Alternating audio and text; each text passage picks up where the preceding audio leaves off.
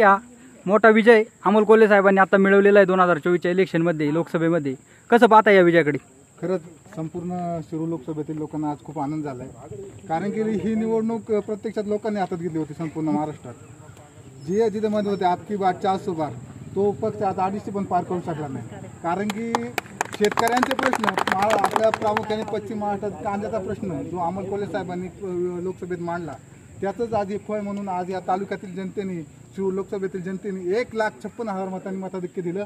याच्यासारखा आनंद आम्हाला कुठलाच नाही. असं म्हटलं जात होतं की मागल्या वेळेस 58,000 लीड आहे, ते लीड कमी होईल, पण हे लीड तिप्पटीने वाढलं. म्हणजे लोकांचा विश्वास हा कोल्हे साहेबांचा वरचा विश्वास आणि महाविकास आघाडी म्हणजे उद्धव साहेब असतील, पवार साहेब असतील आणि राहुल गांधी साहेब असतील यांच्यावर वाढलेला विश्वास येणाऱ्या काळात विधानसभेत सुद्धा आपला भगवा म्हणजे महाविकास आघाडीचा मुख्यमंत्री बसेल अशा आशावाद आपल्या गणपती मंदिरापुढे व्यक्त करतो आणि हा शब्द खरं हो अशी अपेक्षा करतो. थांबतो. जय हिंद, जय महाराष्ट्र.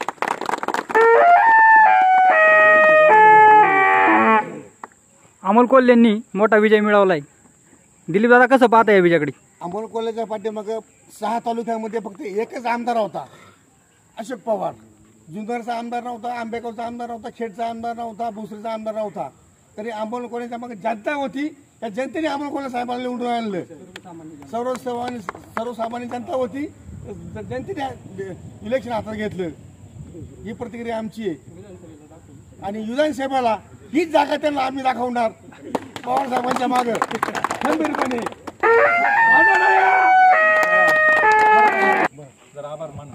दीपक भाऊ, इलेक्शन खूप प्रतिष्ठेची झाली होती आपली खासदारकीची आणि दणदणीत विजय अमोल कोल्हे साहेबांनी दुसऱ्यांदा मिळवलाय.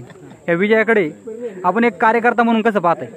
आज जो हा विजय या ठिकाणी अमोल कोल्हे साहेबांनी संपन्न केला आहे, त्यानंतर मनापासून या ठिकाणी आम्हा सगळ्या कार्यकर्त्यांना आनंद झालेला आहे. कारण सुरुवातीच्या काळापासून जसं म्हणजे ही इलेक्शनची जी काही रंगीत तालीम आहे, खरं तर सुरुवातीला ज्यावेळेस राष्ट्रवादी काँग्रेस पक्षामध्ये फूट पडली, सत्तेसाठी जी स्थित्यंतरं झाली, त्याच वेळेस आज खरं तर मला तो प्रसंग आज विधानसभेतला आठवतोय की त्यावेळेस विधानसभेमध्ये आपल्या परिसरातले सगळे आमदार खासदार विधान भवनात होते आणि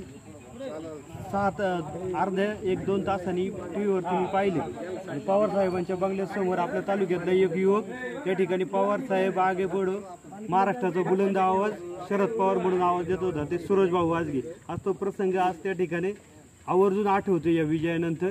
खरं तर या सगळ्या इतक्या अडचणींमधून आदरणीय पवार साहेबांनी खचून न जाता महाराष्ट्रात त्या ठिकाणी पुन्हा एकदा त्यांच्या कार्याचा करिश्मा दाखवला आणि आज त्या ठिकाणी महाविकास आघाडी महाराष्ट्रात पुढे गेलेली आहे.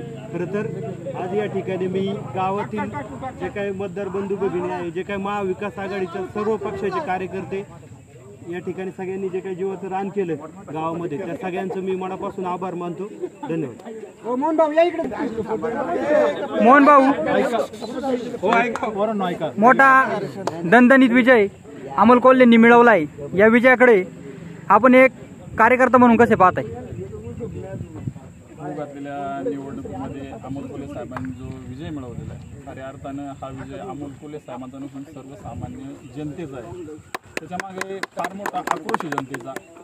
कारण विजय मिळत असताना गेले अनेक वर्ष म्हणजे गेले 10 वर्ष जर पाहिलं तर जे काही केंद्र सरकारनं हुकुमशाही पद्धतीने जे काही सरकारी संस्था असतील त्यांचा केलेला दुरुपयोग, शेतकऱ्यांचे जे काही प्रश्न होते त्याच्याकडं अतिशय दुर्लक्ष पाहिलं गेलं.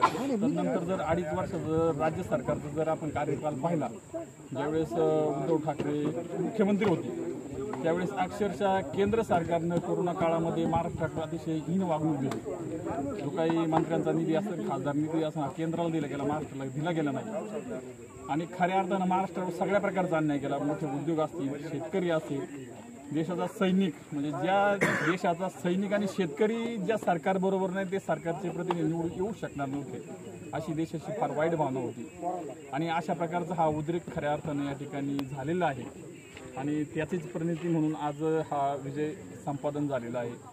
हा संपादन करत असताना सर्वच पक्षातल्या कार्यकर्त्यांनी जो काही मोलाचा सहभाग नोंदवलेला आहे त्या सर्वांचंच या ठिकाणी मनापासून आभार व्यक्त करतो. धन्यवाद. फोटो घ्या.